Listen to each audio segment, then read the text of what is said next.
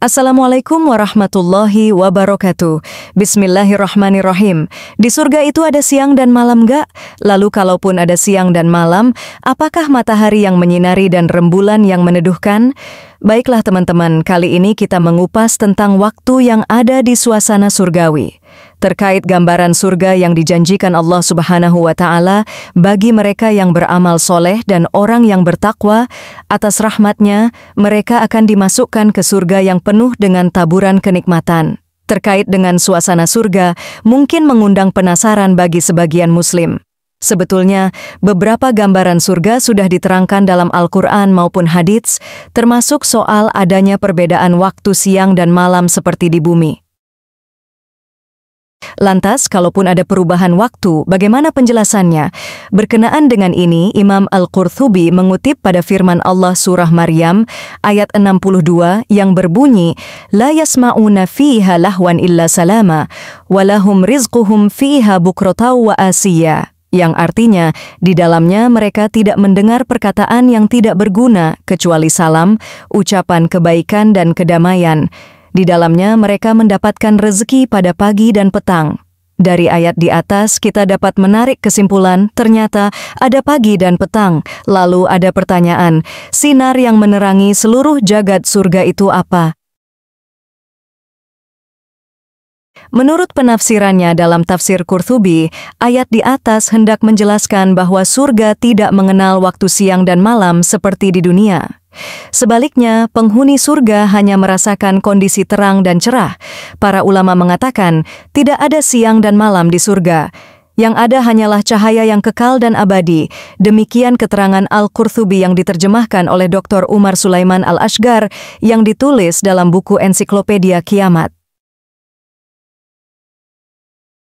Meski demikian, Al-Qurtubi menambahkan, penghuni surga tetap dapat mengetahui perubahan waktu, seperti siang dan malam, melalui gorden-gorden ataupun pintu yang ada di surga.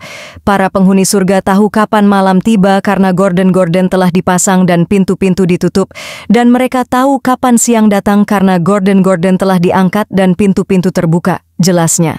Senada dengan itu, Ibnu Katsir juga berpendapat dalam tafsir Ibnu Katsir, penghuni surga mengetahui perubahan waktu, bukan berarti siang dan malam ada di surga. Ayat ini dari surah Maryam tersebut menunjukkan sesuatu yang dipersamakan dengan waktu siang dan malam, tetapi tidak berarti bahwa akan ada siang dan malam di sana. Mereka mengetahui perubahan waktu dari perubahan cahaya, tulis Ibnu Katsir. Ada sebuah pendapat dari Ibnu Taimiyah dalam Majmu' Fatawa. Beliau berkata, tidak ada matahari dan bulan di surga kelak. Hal ini pula yang membuat penghuni surga pun tidak mengenal siang dan malam. Mereka hanya merasakan kenikmatan yang tiada henti-hentinya. Sementara Abu Abdillah At-Tirmizi meriwayatkan sebuah hadits dalam Nawadir Al-Ushul yang diterjemahkan buku At-Tazkirah Jilid 2 karangan Imam Syamsuddin Al-Qurtubi. Diceritakan dari Al-Hasan dan Abu Qilabah, ada seseorang yang pernah bertanya pada Rasulullah Muhammad SAW mengenai hal ini. Seseorang itu berkata, "Ya Rasulullah, apakah di surga itu ada malam hari?" Rasulullah kembali bertanya, "Apa yang mendorongmu menanyakan hal ini?" Orang itu berkata, "Saya mendengar Allah Ta'ala berfirman dalam Al-Quran, surah Maryam, ayat 62, maka saya katakan malam itu antara pagi dan petang." Rasulullah pun menjawab, "Di sana tidak ada malam. Yang ada hanyalah cahaya dan sinar yang datang di waktu pagi sampai sore, dan di waktu sore sampai pagi. Dan hadiah-hadiah berharga datang kepada mereka pada saat-saat sholat, seperti yang dulu mereka lakukan, sedang para malaikat mengucapkan salam kepada mereka." Dari kutipan hadits di atas, para ulama menyatakan, sinar yang menerangi seluruh jagat surga adalah sinar dari keagungan Allah Subhanahu wa Ta'ala. Demikian yang bisa Zul bagikan. Kita sebagai muslim sangatlah mengharap akan masuk ke dalam surga. Akan tetapi perlu dicatat, Allah Subhanahu wa Ta'ala memasukkan hambanya ke surga semata-mata karena rahmatnya yang luas. Bukan hanya karena amal kita, akan tetapi pengertian ini jangan dipelintir. Amal saleh tetap ada hitungan dan balasannya.